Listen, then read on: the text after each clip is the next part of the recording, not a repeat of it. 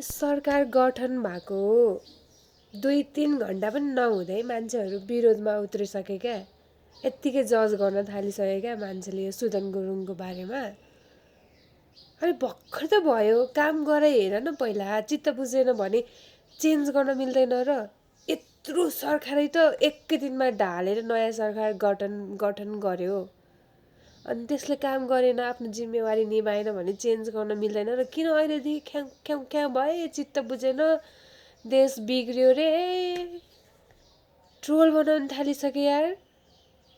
अनि एक्सपिरियन्स भएको मान्छे सबै सरकारै त नयाँ आइसक्यो, अनि एक्सपिरियन्स भएको मान्छे खोज्न थाल्यो भने त त्यही बुढापाकालाई ल्याएर राखिदेऊ न त।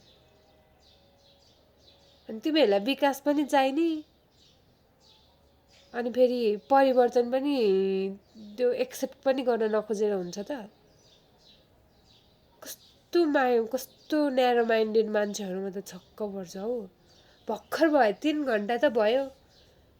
पहिला काम गर्न देऊ, काम भएन, चित्त बुझेन भने विरोध गर्न मिल्दैन र, परिवर्तन गर्न मिल्दैन र।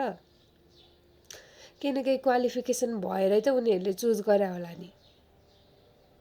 कति हतार भएको। तिमीहरू आफै गएर सरकार चलाऊ जाऊ त्यसो भए। यो ट्रोल गर्नेहरूलाई भनेको के। काम छैन, भर्खर हुँदैछ, काम भएन भने पो विरोध गर्न मिल्छ त।